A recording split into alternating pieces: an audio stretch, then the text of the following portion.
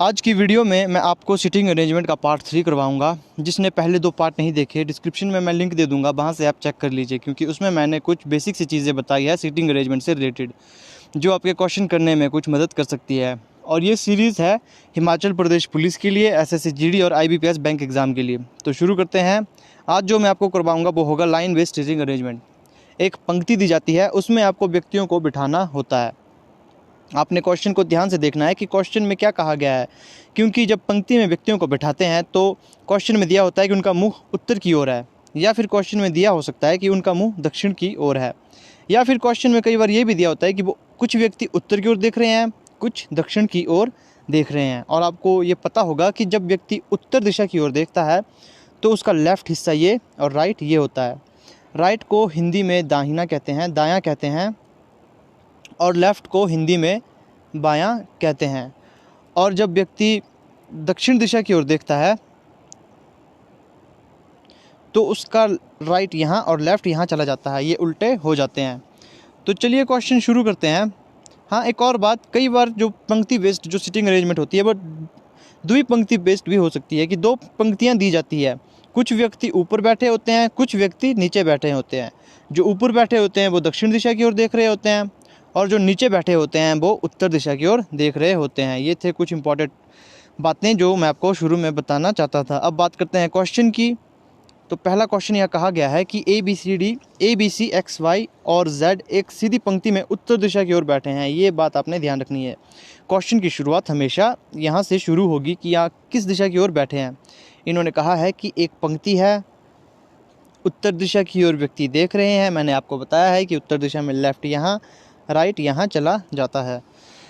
यहाँ कहा गया है कि CZ के दाईं ओर तीसरा है। मैंने आपको बताया है कि अगर आपको कन्फ्यूज़न होता है कि इन 2 में से पहले किसे लिखें, तो हमेशा कोमा के बाद वाले को पहले लिखें। मान लीजिए Z यहाँ पर है, तो Z के दाईं ओर तीसरा, मैंने आपको बताया ये उत्तर दिशा की ओर देख रहा है तो दाहिना हिस्सा इस तरफ होगा, तो उसके तीसरे स्थान पर बैठे हैं। पहला, दूसरा, तीसरा, यहाँ पर आपका C बैठा है। आगे कहा गया है कि तथा B C के दाईं ओर बैठा है। जो B है वो C के दाईं ओर दूसरा है। मान लीजिए पहला, दूसरा, B आपका यहाँ पर आएगा। अब क्वेश्चन में कहा गया है कि X A के दाईं ओर अगला है। जो X है वो A के दाईं ओर अगला है, मतलब जो X है वो A से बाद में आएगा।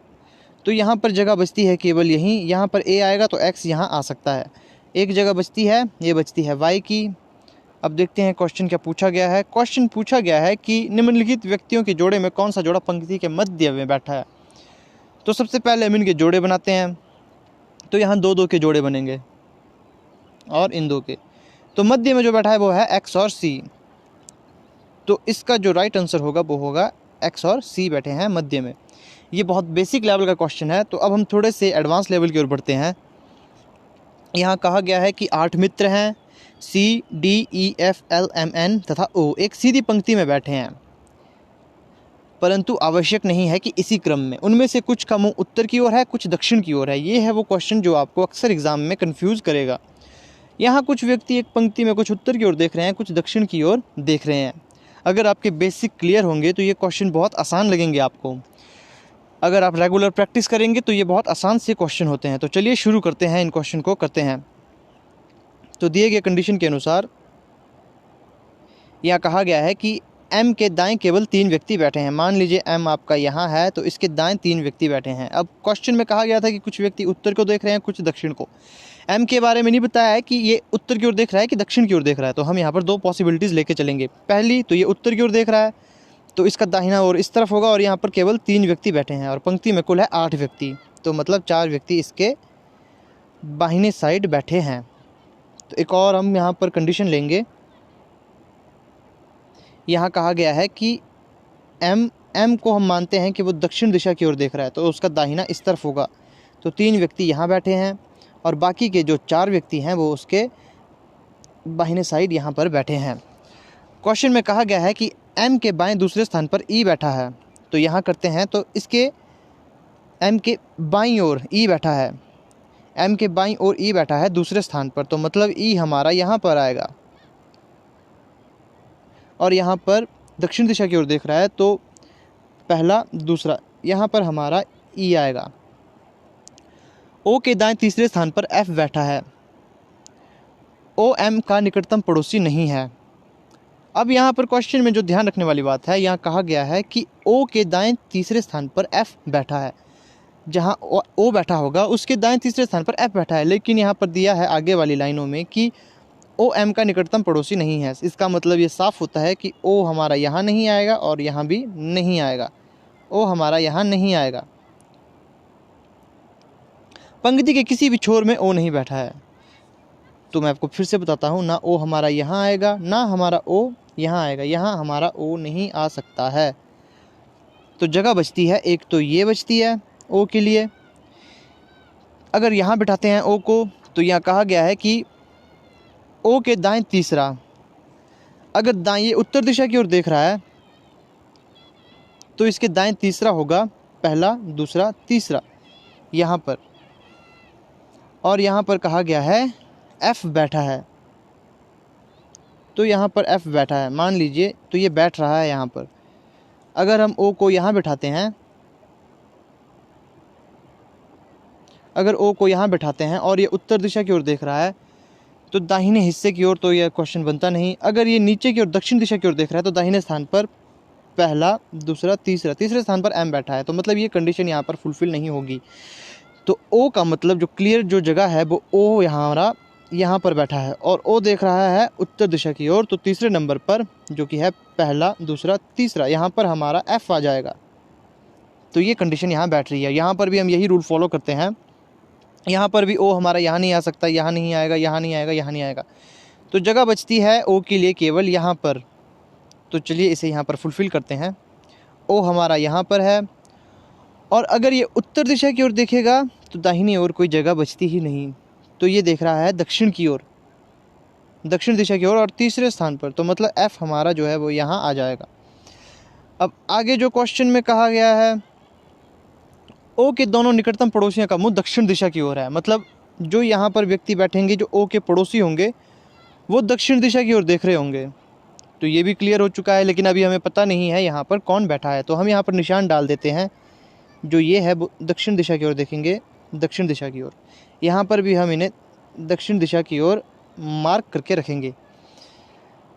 अब अगले नीचे लाइन में कहा गया है कि एन के दाएं दूसरे स्थान पर डी बैठा है। मतलब एन जहाँ बैठा है उसके दाएं स्थान पर डी बैठा है, दाएं दूसरे स्थान पर डी बैठा है। अगर एन की बात की जाए, एन को हम यहाँ रखते हैं तो दूसरे स्थान पर ई बैठा है, तो ये तो होगा नहीं, जगह बचती है यहाँ पर। अगर एन हमारा यहाँ बैठता है तो इसके दाएं दूसरे स्थान पर डी बैठता है। दाहिने ओर ये बैठ नहीं सकता है क्योंकि ये दक्षिण दिशा की ओर देख रहा है और दाहिने तरफ अब हमारे पास जगह बचती नहीं है। तो इसका साफ मतलब ये है कि ये जो वाली जो कंडीशन थी वो हमारी गलत हो चुकी है। अब यहाँ देखते हैं यहाँ फुलफ़िल होता है या नहीं। जो हमारा एन है उसके दाएं दूसरे डी बैठा है, तो मान लीजिए एन हमारा यहाँ बैठा है, तो इसका दाहिना हिस्सा होगा इस तरफ, दाहिना हिस्सा इस तरफ होगा। हाँ, तो डी यहाँ पर बैठ रहा है, तो ये कंडीशन यहाँ पर फुलफ़िल हो रही है। अगर एन यहाँ है तो डी हमारा यहाँ पर है। अब आगे क्वेश्चन में कहा गया है, मैं इसे पहले मिटा दूँ, ये कंडीशन हमारी गलत हो चुकी है।